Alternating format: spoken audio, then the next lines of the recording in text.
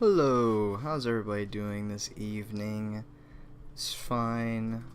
Monday evening, a week before Christmas, holiday season coming around. It is around the corner, to be honest. We're in the mid-swing of it. This is going to be session 4 of our series of close reading of Matthew. Sorry, as I put a post out, I've been fairly busy the last few weeks, so I have not gotten to do this podcast 2 Mondays in a row now, but we are back at it, and today I'm going to finish the story of the wise men, and then possibly even get into the flight to Egypt. So that's going to be very interesting to think about. We had some good discussion last week, actually, about what is the best interpretation of what, the Magi or wise men, what the best interpretation of what that means. Essentially, who were these people, these 3 kings or men or lords or scholars, magicians, and I think the best understanding was that they were high-ranking people, right, who were probably scholars, wise men of some sort, but then also probably were into astronomy and maybe astrology, right? And, that could explain the Magi reference, that leans a little bit more into magic and astrology and things like that, and would also explain why they knew to be looking for this star and what they were doing in Jerusalem. Not that many people would see a random star and instantly say, aha, that means there's a new king being born. There had to have been some reason, whether it was a prophecy that they had heard, or it was just something that they saw in the stars, astrology, looking for clues in the heavens. It's interesting to think about. I see we have a few people on. How's everybody doing today? It's a little chilly here. The chat should be open, so you're free to comment. In fact, I even, what's the word? Not exactly suggest, but encourage commenting, as we read along. If you have ideas or thoughts. It makes this more enjoyable for me, and I think it makes it a lot easier for all of us to have more discussion. We're going to go ahead and get started soon. Finding my passage. So some just quick disclaimers. First off, if I do have any new viewers, hello, it's nice to meet you. I am not a professed scholar or pastor or professor or anything of that sort. I enjoy reading and learning about the Bible on my own time, so these takes that I'm making, these things I'm talking about, these are things that I might not always be right, and a lot of this is more a critical thought, a critical analysis than me giving facts or things that I know or believe, if that makes sense. Few other things. Hello, Ben. Hi, Barbara. Glad to be spending time listening to you. Well, thank you. What was I going to say? Oh, the versions of the text I use. I am using, excuse me. I am using HCSB for the English text, so that's Holman Christian Standard Bible. I don't know if that's necessarily the best translation, but it's the one that I'm most familiar with, and I just generally like the way that it translates. Then I am also, though, for a more direct source, we have the New Greek and English Interlinear New Testament. So that is essentially direct translations, literal translations from the Greek into English. So I will go to that if I need to, see exactly the structure of a sentence, or the exact word that's being used or things like that. That's the interlinear New Testament is kind of what I'm taking as my highest, the final say, essentially, on things of that nature. But once again, it can't be perfect. Translations are never perfect. Words can have multiple different meanings or subtleties that don't translate between different languages. That's not that hard to understand if you really think about it. There's a lot of words in English that sound like they mean the exact same thing, but we use in completely different ways. Like, we mean different things when we say them. Can't really think of an example off the top of my head, but there definitely are quite a few. So let's go ahead and get started here. We are going Matthew. This is Matthew chapter 2, and it is verses 7 through 12. So last week, just a quick refresher, we met the wise men. They went to Herod, and he found the prophecy for them that was said the Messiah would be born, the new king would be born in Bethlehem. So now, let us continue. Then Herod secretly summoned the wise men and asked them the exact time the star appeared. He sent them to Bethlehem and said, "Go and search carefully for the child. When you find him, report back to me so that I too can go and worship him." After hearing the king, they went on their way, and there it was, the star they had seen in the east. It led them until it came and stopped above the place where the child was. When they saw the star, they were overjoyed beyond measure. Entering the house, they saw the child with Mary, his mother, and falling to their knees, they worshipped him. Then they opened their treasures and presented him with gifts, gold, frankincense, and myrrh. And being warned in a dream not to go back to Herod, they returned to their own country by another route. Okay. So,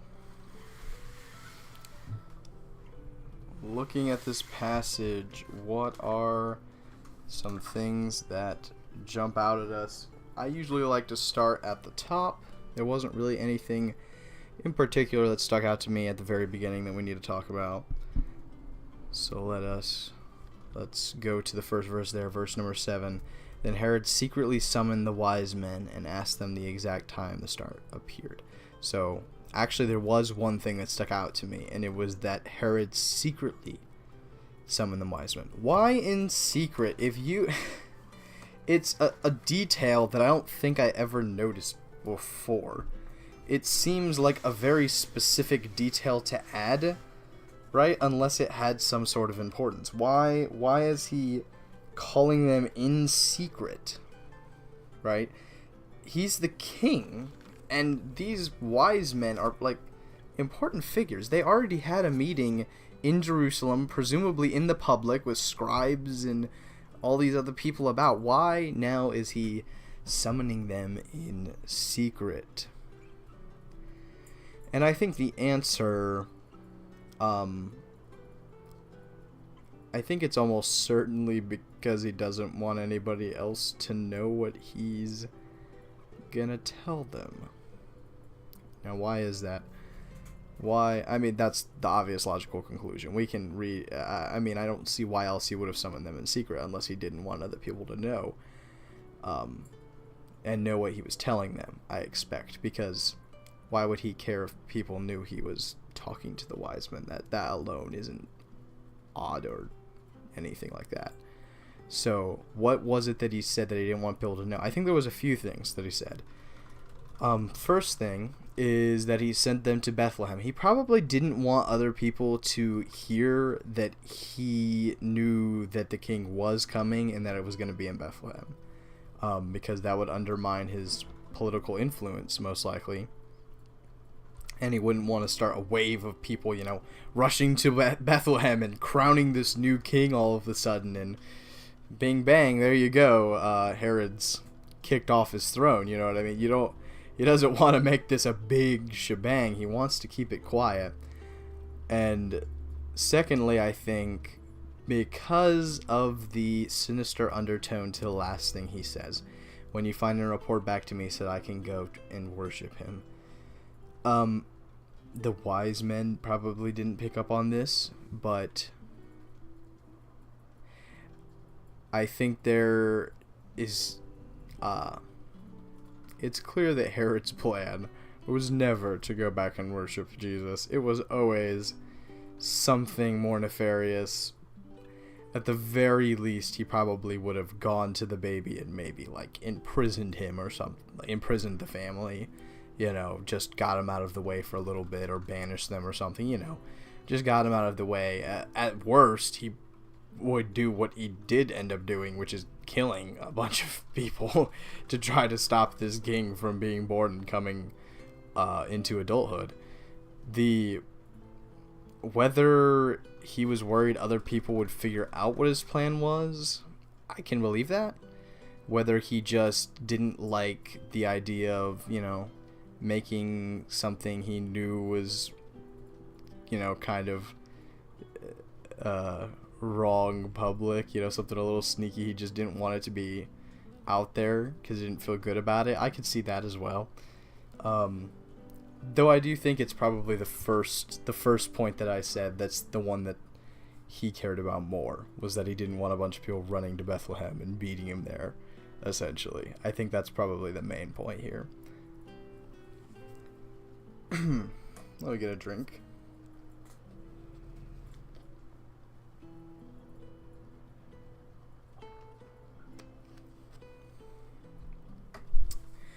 Okay. So yes, he secretly summoned the wise men and asked them the exact time the star appeared. Why did he ask them the exact time the star appeared? This is another detail that I feel like I've noticed this one, but I don't know if I've ever thought about it. He already knows that the child is probably born in Bethlehem. Why does he care what time the star appeared? That shouldn't really be that relevant, unless you dig a little deeper. If you think about this, it's a conclusion. We're making a few inferred conclusions here, and I'm guessing that Herod guessed that the star appeared the same time as the baby was born, or at least that it was adjacent. Therefore, if the star had appeared a while ago, he would know that the baby would be older or younger, if that makes sense. That seems like the only real reason to me he would be wondering this. And it does kind of explain why later on he gives like a very specific age, like any children under the age of, is it under the age of 2 or 3 that have to be killed? We'll get there when we get there. But it would make sense to me that he wants to know, you know, is this child, have you been looking for this child for like 3 years? Because in that case, you know, it's completely different. The plan, they might not even live in Bethlehem anymore if it's been 3 years, you know. The child is a completely different age than from what Herod might be expecting, you know. That's actually an interesting point. The exact time frame here is vague. We don't really know how long it is between when Jesus is born and when the wise men get there. I feel like I generally hear consensus of like almost a year afterwards. I feel like is the length I usually hear, but I don't think I haven't heard any definitive as of evidence. And it does beg the question, why are Mary and Joseph still in Bethlehem? See, this is, didn't they, one of the other gospels tell us when they go to the temple to give Jesus to the priest to be purified. Where are they when they do that? This might be something to keep our eye on. it'll be a long time till we get there. But the beginnings of the other Gospels do go into a little more detail, some of them, and I wonder if we have more clues as to how long they were in Bethlehem and why they were still there when the wise men got there. Because they don't live in Bethlehem. They lived in Nazareth, excuse me. And we're in Bethlehem. I think Jerusalem?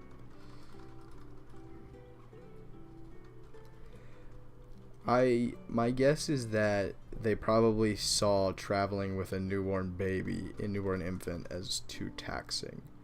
So they probably tried to stay in Bethlehem until he would be old enough to travel back. You have to think, traveling in that time, that was a big ordeal. Like, traveling with a pregnant woman would already have been strenuous enough. It's not hard for me to believe that Joseph would be like, yeah, we're not going through that again, right? You kind of get the idea that they didn't really want to have to go to Bethlehem in the first place, you know. It was just because they had to, and they probably were one of the last people there, which is why they didn't have any roofs left, you know, because Mary was pregnant, and it's not easy to travel on foot or horseback at best. Probably not even a horse, probably more like a donkey or a cart maybe, across that kind of distance, you know, multiple days, at least probably multiple weeks. You think Jerusalem is where they went to give Jesus? Yes, that is correct. I'm pretty sure that is correct, that it was Jerusalem to the main temple where they went to get Jesus, trying to think what the word is, purified and named officially, I think. And that was when they meant, what was his name? Is it Nathan, the priest? And then there was the lady as well. That's one of those stories I don't remember too well, unfortunately. It's been a little while. That's part of the reason I'm doing this series. It's going to be fun to read all these accounts of Jesus' life and really look at them in detail. But yes, I think it was in Jerusalem that they went to have him purified, which would make sense since Bethlehem is just a hop, skip, and a jump away from Jerusalem. So then, he sent them to Bethlehem and said, "Go and search carefully for that child. When you find him, report back to me so that I too can go and worship him."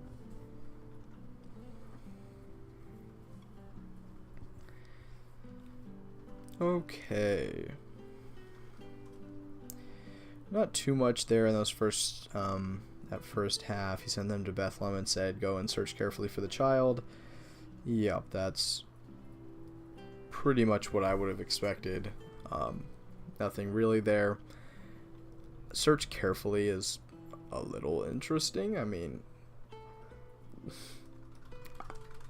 it's not that odd, but the next half of this, the next half of his speech kind of makes it seem a little more sinister. Like, search carefully for the child, and when you find him, report back to me. That sounds very sinister. Like, I honestly am kind of shocked.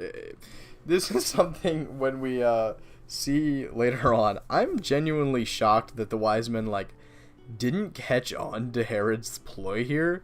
Like, it seems sort of blatant. Like, of course, the king of Judea would be threatened by a new king being born.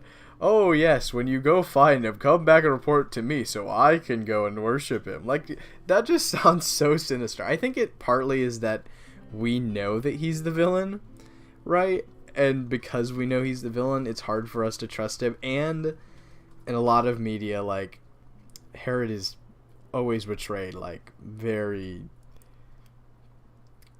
conniving and, like, just bad to the bone. Like, you just know, like, in your head when he says this, "When you find him," you know, like, he just has, like, a bad guy voice in your head. But he probably didn't seem that obvious to them. To them, they're probably thinking, no way, this king wants to see the new child too. Like, to them, they're probably just ecstatic that somebody else, like, agrees with them and knows what they're talking about and can't wait to go and worship the new king. Like, and honestly, that's kind of great, you know, that they have, it could have been a bad thing, but I think I would rather be willing to give anybody a chance than presume badly of other people beforehand, if that makes sense. You know, when you have good news like this, it's better to share it than to not, if that makes sense. And I think, oddly enough, I definitely did not come into this thinking this, but I think the wise men are almost a little example of that's a small lesson for people looking to share Christianity, right? Is that even if people are going to use your words against you or won't believe you or will just make them more angry or whatever, you still would rather give them a chance than to push them away.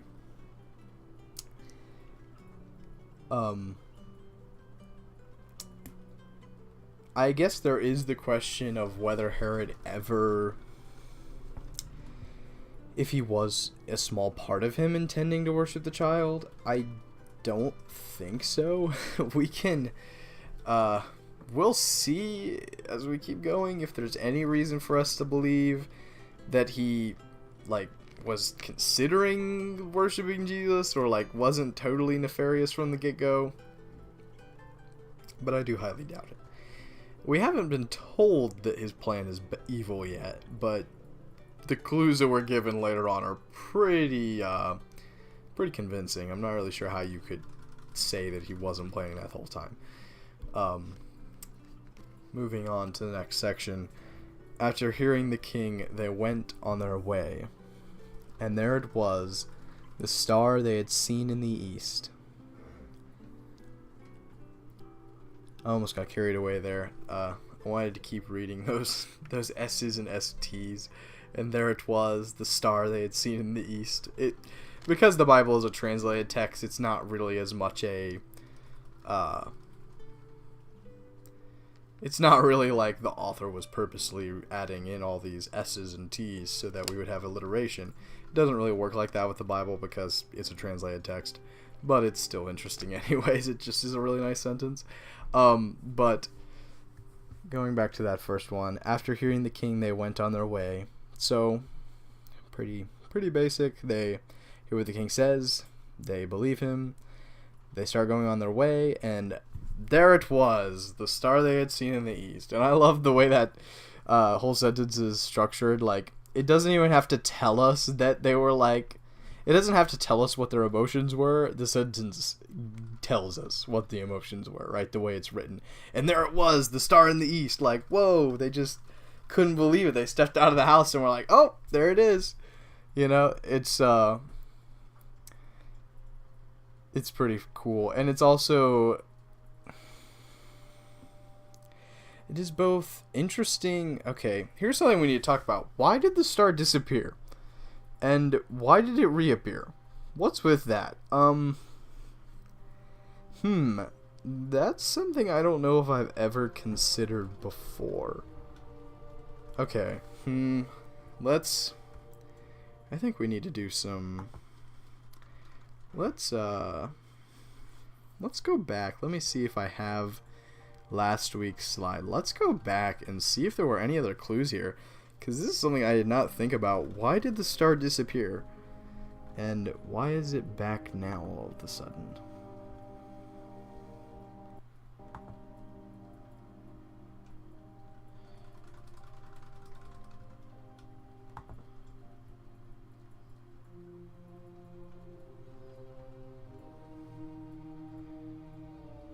So, sorry, this is going to take me just a second to find this. Do I have last week's slide? Ah, I do. I was thinking that, if it's the day and night cycle. That seems like the simplest answer. Okay, here we go. After Jesus was born in Bethlehem of Judea in the days of King Herod, wise men from the east arrived unexpectedly in Jerusalem. saying, "Where is he who has been born King of the Jews? For we saw his star in the east, and have come to worship him." When King Herod heard this, he was deeply disturbed, and all Jerusalem with him. So he assembled all the chief priests and scribes of the people, and asked them where the Messiah would be born. "In Bethlehem of Judea," they told him, "because this is what was written by the prophet. And you, Bethlehem, in the land of Judah, are by no means least among the leaders of Judah, because out of you will come a leader who will shepherd my people, Israel." Okay. By the way, I don't think I ever noticed how poetic that prophecy is. It's not exceptionally so, but there's some rhythm there. Anyways, there's not really much clues here. I am actually kind of surprised. It doesn't really say that they lost the star, though I conclude that considering this other passage, and there it was, the star they had seen in the east. Okay, so they saw the star in the east, and some point as they were approaching, it disappeared. Why is that? Okay. Let's go through the mundane. Let's go through the easiest answers to the hardest ones. The most mundane is, day-night cycle. Is that it was daytime. That seems a little weak because this journey would be long enough that these guys probably traveled months. And so the idea that they lost track of the star for one day, and there it was, the star they had seen in the east. I don't know if that's how I would describe a star that I saw last night, when I was 2 towns away, one day's ride. That's not in the east. I don't know if the star they had seen in the east means they lost sight of it after they were not in the east, or if that's when they first saw it. It's hard to say, but the way they describe it sounds like they haven't seen it for a little while. And then the second thing is that day-night cycle, they've probably lost track of the star at least 10-15 times, right? It's been day multiple different times while they were on this journey, so that they were now suddenly oh no, it's day, what are we gonna do? We don't remember which way the star was pointing. I guess we'll ask the king. I mean, maybe they just made it a routine habit of staying and asking the kings as they went along. I don't know. It's a little hard to place. I would have expected, if it was just day-night cycle, I would have expected them just to spend the day relaxing and maybe even sleeping at Herod's in Jerusalem. And, maybe, we don't know all the details. Maybe Herod found out about them and asked them to come see him, and then they felt like they had to talk. Or maybe, by the way, why does that say session 2 at the top? I'll fix that. Or maybe they just, go to see kings, because they're high officials, maybe that's just kind of what they do. Who knows exactly what the whole details were. So I think day-night cycle could work as an explanation. But the way this describes it makes it sound like they lost the star and were kind of at the end of their path, and they were shoot, I don't know where to go from here. And then they talked to the king and walked outside and were oh, no way, the star's back. It was kind of a surprise. If it was just day-night cycle, I don't think they would have been surprised to see the star again. Oh, no way, it's nighttime. Wow. Who would have thought, that it's a little... It could work, but I don't think it's a perfect explanation. Another one would be weather. I think this is probably more likely, is that it was just really cloudy that night, so they couldn't see. Maybe it had been really cloudy 2 or 3 nights in a row. I mean, that's not that unheard of. And they're man, we've been sitting here in Jerusalem for a couple days now. Let's go talk to the king. Let's see if anybody knows which way to go. And then they talk to him. They stay a night or 2 there. Then when they're on the way again, oh, the clouds parted, and they find the star again. I can understand that one too. That is probably the best explanation, or the most simple. because even an extremely bright star will be covered by clouds. You wouldn't be able to see them through it, I highly doubt. I mean, it is a special star, a symbolic star, so maybe you could say, oh, you know, God would part the clouds so they could see the star, you know. But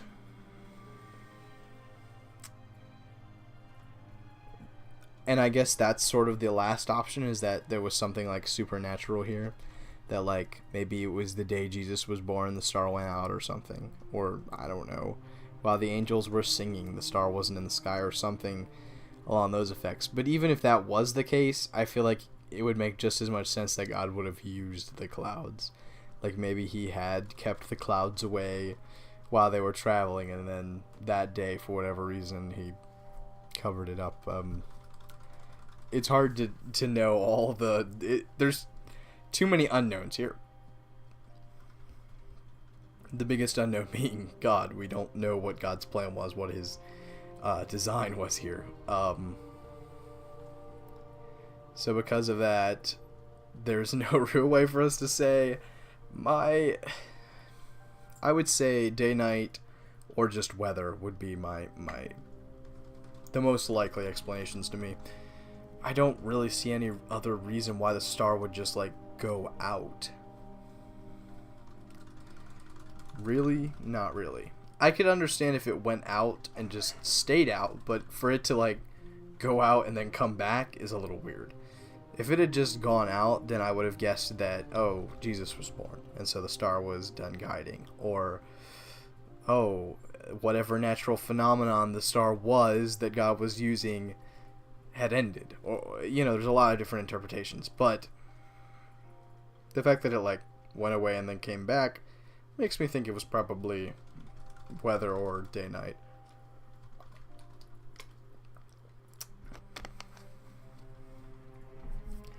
But moving on, and there it was, the star they had seen in the east. By the way, that's something I think we touched on, but it's still an interesting discussion, is where in the east they were from. I do still wonder about it a lot. The whole astrology conclusion we were making last time does actually lead me to guess somewhere in like Persia or Babylon, because I know my ancient history pretty well. The people of like that area, especially in the far ancient past, were very big into astrology, like very, very much so. That is one of their like one of the key traits kind of their religion and society, of Babylon and the of the Chaldees and that whole area in Mesopotamia. That culture was pretty dead at this point in time, though. Persia, the Chaldees, was gone, then Babylon was gone, and Assyria was gone. I think they were all gone for the most part. It was kind of all laid waste. I think it was prophesied actually about that in might have been Isaiah actually, or maybe Ezekiel, who declared that Babylon, the greatest city of that area, would be nothing within, however much time, and sure enough, it is a desert now, like there's nothing there, almost. So, in the east, though, and my guess that it was kind of far away does make me think, could have been India, could have been whoever was living in, like, Afghanistan and Uzbekistan at that time. I don't even know who was living over there. It could have been, Western China, who knows. But continuing, it led them until it came and stopped above the place where the child was. Wait, what? Wait a second, say what? So wait. It led them until it came and stopped above the place where the child was. Okay, hold on. we gotta talk for a second. It came and stopped. Stars don't really move like that. Like, what? I feel like this is changing everything that I was thinking about this star. I had always imagined... Okay, there's a lot we need to talk about. I had always imagined... What is the star? I had always imagined that the star was probably either just a star that, you know, reached particular brightness at that time. You know, maybe it was like a supernova, or it became a red giant or something or whatever. I always assumed that it was probably either just a really bright star that was there for that time, or perhaps one of the planets, like Jupiter or Venus. Well, probably not Venus. Probably more likely Jupiter or Mars. Or perhaps it was like, you know, a couple different stars like lined up, and so it looked like one super bright star. Something along those lines. But stars don't really move like this. So stars move in the northern hemisphere, which Judea is in the northern hemisphere. Stars move in a arcing spherical pattern around the North Pole. Well, not around, around like the axis where the North Star is, as our planet rotates. Okay. Could have been a planet alignment. That would make, yeah, that was something, you know, something along what I was thinking. Yeah. But we need to talk about the way it moves. So it led them. I always imagined, you know, it led them as like they're looking up at the stars and like judging which direction it goes, you know, or something, you know, like in the same way that like sailors follow the North Star. And till it came and stopped above the place where the child was. Okay, here's the problem though. The way you follow the North Star isn't like you probably expect it is. The way you follow the North Star is that the North Star stays still. It's the only star that doesn't like rotate. And so because of that, you can always know that it's in the north, right? Now, that is almost no other stars. All the other stars consistently rotate around the North Star. So first off, how is it leading them exactly? Like, are they following it as it loops around the North Star? And, like, it just so happened, which, I mean, so happened, obviously God's involved, but it just so happened that, like, it looped around the North Star in such a way that, like, by following it, they came to Bethlehem. Like, that's amazing. I mean, if that's what happened, then kudos to God for pulling that one off, because that's crazy to think about, like, that this thing it just doesn't really make sense though. Like, by following it, they would be zigzagging and like going in circles and stuff. So then, and then it stopped. And then it stopped. And then it stopped. It just stopped moving. What in the world?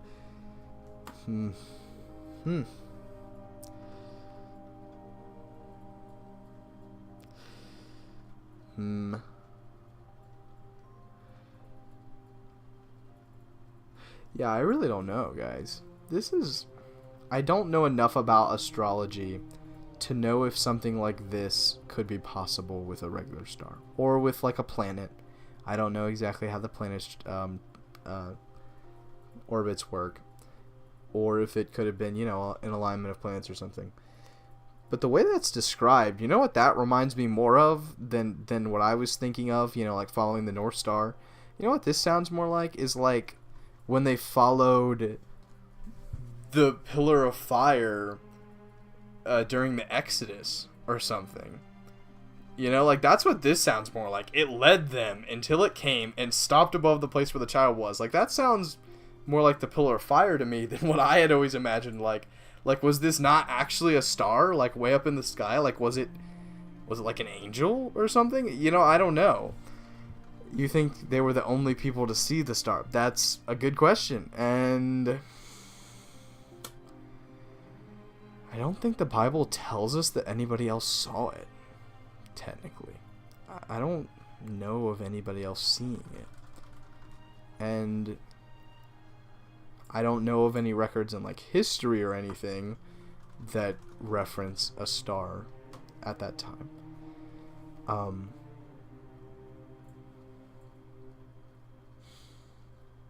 I don't know. This is an interesting question, but I'm afraid it's one that I just don't have any answers to. I don't know enough about astronomy, or since Herod had to ask. That's okay, good. Yes. Very good observation. That is true. Because Herod had to ask when it appeared, at the very least, he hasn't been keeping close track of it in the same way they have. Maybe he, like, saw it, or somebody, like, in Jerusalem saw the star, but they haven't been, like, tracking it, like, okay, you know, maybe they just recently saw it, or, like, once the wise men got there, they looked up and were like, oh, now I see it, yeah, now that you pointed it out. But they didn't see it from the get-go, and they haven't been, like, tracking its movements. That is interesting. That could be explained, you know, pretty easily just by saying, you know, how advanced was astronomy in Judea at this time. I don't know. Probably not particularly advanced, as Judea was kind of like the slums of the ancient world at that time. Like, it really wasn't that great of a place, you know. It wasn't really very advanced societally or scientifically. So, you know, I could understand that these wise men knew the stars better and were like, oh yeah, no, that star wasn't there, you know, 2 years ago. No, that one's new. But if it's of enough significance that it's moving in a weird way, and that it's bright enough that the wise men are following it, and it wasn't noted as being particularly bright. Was that part of its description? No, it just says we saw his star in the east. But still, you know, it is a little interesting that no one in Jerusalem seems to have noticed this star. And at the very least, they have not made its connection to Jesus. I don't know. Yeah, that's a good observation. That no one else seems to have noticed this star. Once again, I don't know why exactly the wise men saw the star as important.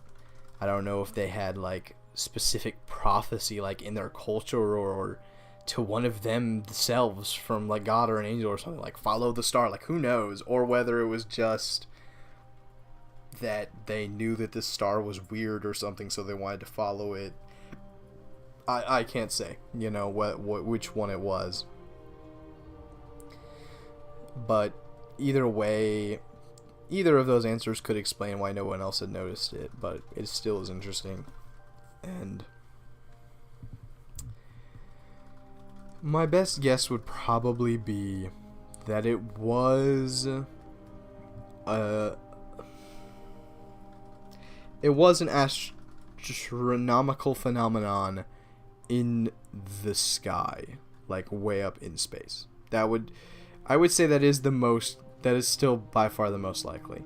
I don't think these wise men would call it a star unless it was, if that makes sense. Like if it had been an angel like way up in the sky guiding them or something, I don't know if they would have described it that way. And I think both they and, well, see, that's the thing, we don't technically hear their dialogue, so maybe they didn't describe it that way, but I don't know why the author would have then. So if I had to guess, yes, it would have been an astronomical phenomenon. How exactly it stopped directly above this planet or house is beyond me, because stars don't really ever stop moving. See, I don't know. I wonder if it was a planet. I wonder if the planet's orbit and the Earth's spin could ever get to a point where they coincide well enough that it seems like the planet isn't moving for a period. See, now I'm kind of nerding out, and the thing is, yeah, as I said, I don't know enough about astronomy. to be able to say. So I think we should move on. I will do some research on this on my own time, though. See if I come up with anything. I might come back to this. Maybe not in a live stream. Maybe one day I'll do a video about this or something, because it's interesting. But let's move on. It stopped above the place where the child was. When they saw the star, they were overjoyed beyond measure.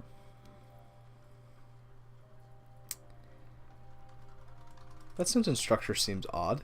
That sentence almost feels out of place. Like, I sort of would have expected that one to be before the one we just read.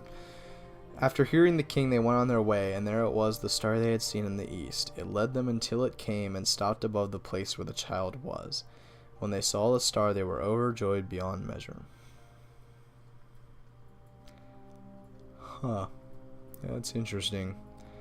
I wonder if this is an English grammar thing, because the way it sounds in the English grammar, when they saw the star, they were overjoyed beyond measure, makes it sound like when they saw the star again, like for the first time, like when they first walked out and saw it again. But maybe in the Greek, that verb saw isn't, it doesn't give that same reading. I wonder if my interlinear linear New Testament has any light to shed here.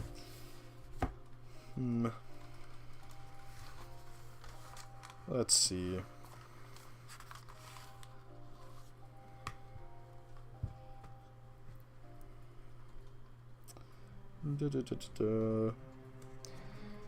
And having seen the star, they rejoiced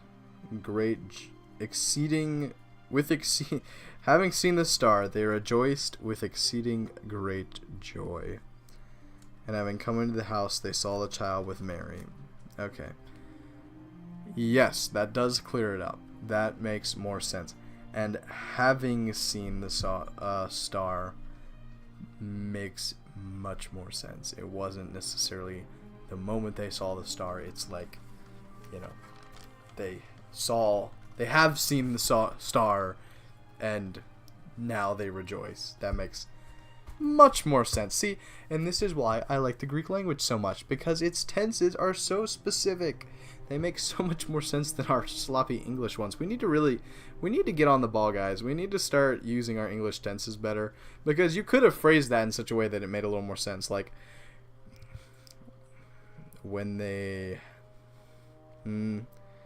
having seen the star, they were overjoyed beyond measure. Something like that would make more sense, in my opinion. So,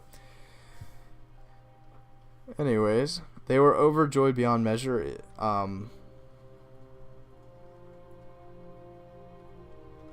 Why? I mean, is this just because they're happy to see the star again because it can guide them? I don't know. I think it's clear that the wise men understood that this star was guiding them to something very important and spiritually important, I think. Right? I think they understood what was happening here to a pretty remarkable degree, considering they were, like, from the east, like, out of town. You know, that they understood, like, this star is guiding us to a king, and this king is, like, really important. The fact that they understood all of that is pretty interesting, and I think that seems clear from their reaction. Entering the house, they saw the child with Mary, his mother, and falling to their knees, they worshipped him. Well. Okay, an interesting thing to see. Saw the child with Mary. It's not a baby in this translation. That's not a huge point, because I feel like he's usually just called a child. I don't know if he's ever actually called, like, baby or anything more specific. But, you know, you can infer from that possibly a little bit about his age, that he was probably around 1 year old. That's where I would start calling someone a child.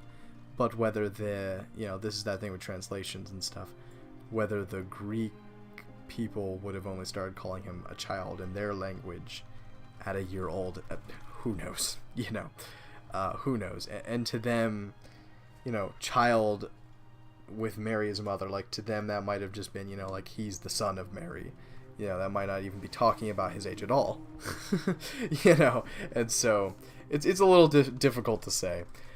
But falling to their knees, they worshipped him. And it's the wise men, man, they're really such cool characters because they show up and they just instantly, like, no questions asked. They just instantly get it. And they're like, yeah, we believe.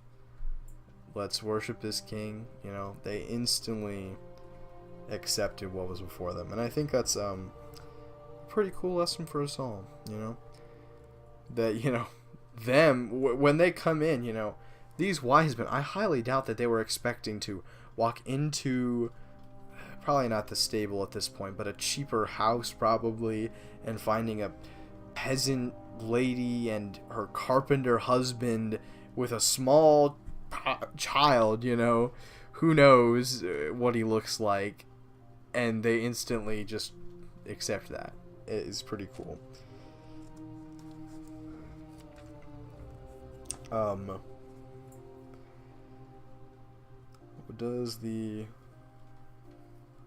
That is pretty much what the interlinear says, falling down and worshiping him. I wanted to see if we had any more cues to exactly how they were worshiping Jesus. The falling to their knees makes me think this is worshiping him in the sense of like literally like, bowing down and like praising him kind of thing, which is really cool. Then they opened their treasures and presented him with gifts, gold, frankincense, and myrrh. I'm kind of mad at myself for not researching this. So, the gifts. Why the gifts? Interestingly enough, I don't think these gifts are prophesied of. They almost have that air. I really am starting to think that there's like some kind of prophecy we don't know about that the wise men did, and that's why they did some of these things. Because it really does just have such a prophetic air to it, like the kings, and they come and bring with them 3 gifts, and it's gold, frankincense, and myrrh. It just sounds so prophetic, so poetic. And it is poetic because each of those gifts pretty directly ties to something about Jesus. I am going to be mad at myself because I didn't look into this beforehand to remember what exactly those gifts mean. We guess, it's not hard to guess with the first one, right? Gold. He is the king, right? They've said it all along. And we know, so Jesus is king, and the gold pretty easily represents that, his lordship. But also, you could go deeper, his value, the pureness of his spirit, gold is the most pure metal. There's a lot of connections you can make. Frankincense and myrrh. Now, I'm going to do it quick. I believe, if I am remembering correctly, that frankincense is...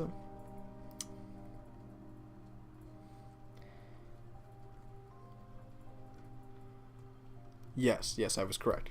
So frankincense is burned in religious rituals. That is what I thought. I think it's mentioned actually that, was it Zachariah? Is that his name? John the Baptist's father? Yeah, I think that's his name. That Zachariah, I think it's mentioned that he burned frankincense. Actually, if you look at the name, it's frankincense, like incense. Like the stuff that they burned in religious rituals, they talk about, burning incense all the time. I would not be shocked if most of the time that incense was frankincense. So that's kind of the connections there. Aren't hard to draw either, right? Jesus is priest. That is, those are his 2 titles. He is the king priest. The only other one is Melchizedek in the Old Testament, and Jesus is the only other, king priest. And the third thing he is prophet. Interestingly, I don't think the third gift really connects him to being a prophet at all, but, that doesn't necessarily invalidate the connections we're making here, right? And the third gift is myrrh. And myrrh was used in burials, I believe.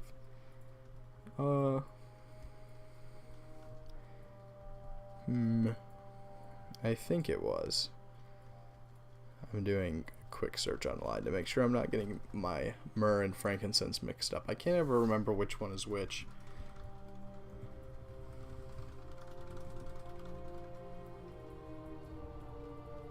Yes.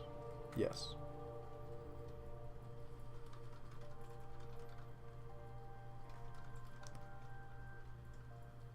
So yes, as I thought, myrrh is one of the spices that would be used in embalming for burials at that time in that area.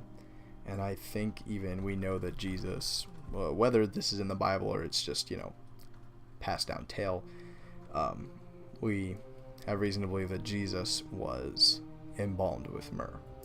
So the connection with myrrh is probably the most important and the most fascinating, is that he would die and be buried and rise again, of course. And I think whether the wise men made these connections is hard to say. I could probably see either explanation. I could see there are three possible explanations here. One is that they just got these gifts because these are what they brought, and they didn't know that there was any really significant meaning behind them. I highly doubt that, though, because frankincense and myrrh seem like really odd things to bring to a child, and, like, who just needs incense and burial spice? Like, what? I'm sure they have other uses, but that's just weird. And so I highly doubt that. The second option would be that there was some sort of prophecy or word from God or something that they were following, and they maybe they didn't understand the gold, frankincense, and myrrh, but there was a reason that was what was brought. They had been told that or something. And the third option would be that they themselves understood the significance of the gold, frankincense, and myrrh, and they were like, yeah, we know that this guy is a king, a priest, and he's gonna have to die. And I think the third option seems by far like the coolest option. It's probably also the most unlikely. These guys are almost certainly foreigners. I mean, like, how did they know so much about that? They know so much about Jesus already is shocking, but that they would understand something that not even the chief scribes of that time understood about the Messiah is pretty baffling. It's getting really late in time. We're already at an hour, but I do want to finish this section off. It's just been a lot of juicy details. Something I just thought of really quickly, though.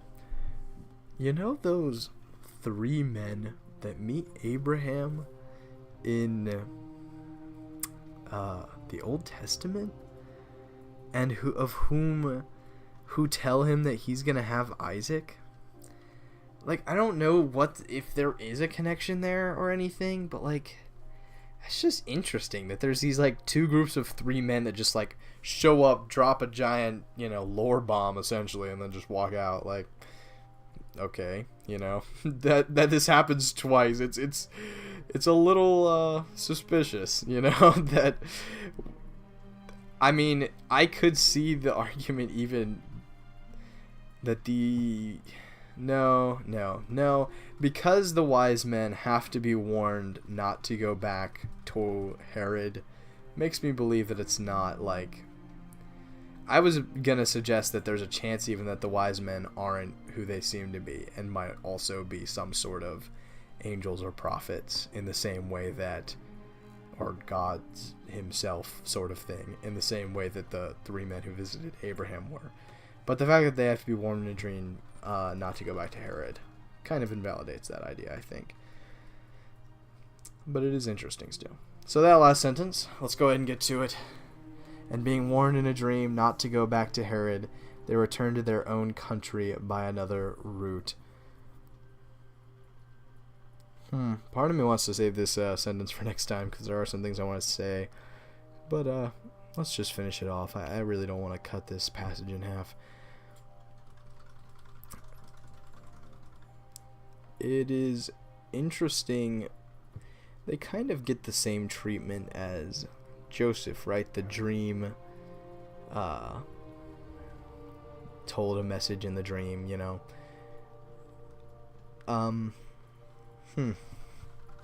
Is there an angel involved in this dream? Like, what was this dream like? Was it like Joseph's, like an angel telling him things in his dream? Or was it more cryptic, like, I don't know, showing them Herod killing the baby or something? I don't know.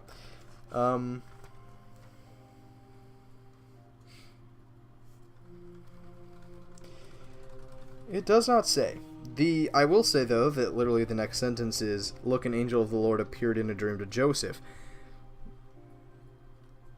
The fact that there's 3 different dreams and 2 of them have angels kind of makes me think that all 3 of them probably had angels. And yet, at the same time, the fact that it doesn't say, "and being warned by an angel of the Lord in a dream," like, that's a little suspicious that literally, like, 2 sentences later, it explicitly says an angel of the Lord visited Joseph in this dream and doesn't say that about the wise men.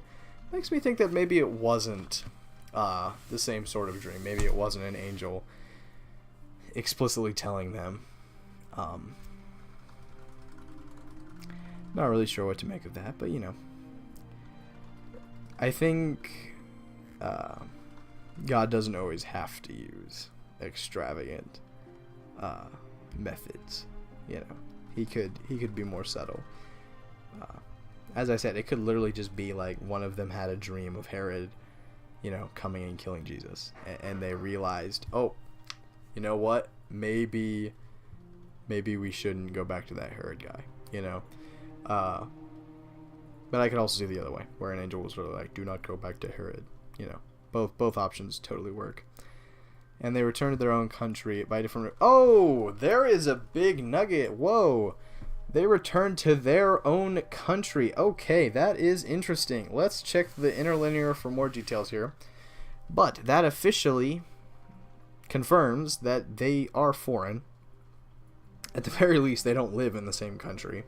So...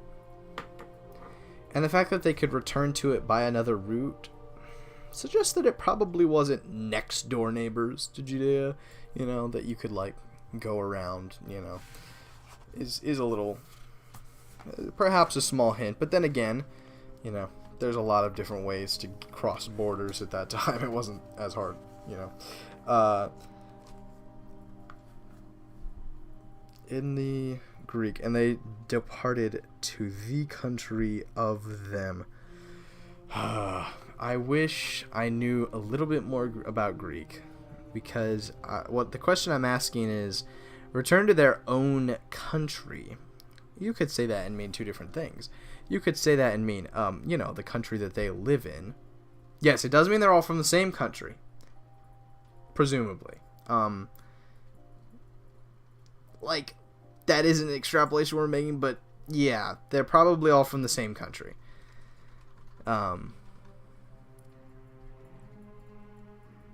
Not an extrapolation we're making. I guess what I'm trying to say is that, like, it seems a little like the fact that we're making such a big conclusion about these guys off of, like, one sentence that the author might not have even technically known if they were all from the same country himself, is, you know. But I think that starts to get into deep questions about, like, you know, like, how literal can we trust the Bible? Like, is every single detail completely exact? You know, things like that. And we don't want to get into that discussion right now. We're at already an hour and 6 minutes, and I don't think it's really relevant. They returned to their own country by another route. But yes, it does suggest that they are all from the same country. And what I was going to say is, the phrasing of that word, own country, we could say that and mean, oh, you know, like, my own country is America. Or we could say that and mean, you know, Pharaoh's country is Egypt. You know, like, we could say that and mean 2 completely different things. Like, is this saying that's the country they live in? Or is that the country that, like, they own? Like, as in they are, in fact, kings, or at least, like, very high-ranking officials kind of thing? Not conclusive either way. I wish I knew if in the Greek that phrase would be used in the same way, like, oh, to your own country, like if that, do you have to actually be in ownership of the country, or is it just like the country you live in? In this text, it's to the country of them. I think that suggests to me more likely it's just the country they live in, not necessarily one they own. Exactly. But that is going to be all for this one. Ran a little late. This was a juicy, really interesting passage. Just a lot to think about. So thank you. Thank you all for getting here. We did not, unfortunately, get to the flight into Egypt. Not even close. But that's okay. That's what we're going to be going over next time. The flight to Egypt and potentially Herod's killing of the children in Bethlehem. Thank you all. This was a fun discussion, and I will see you in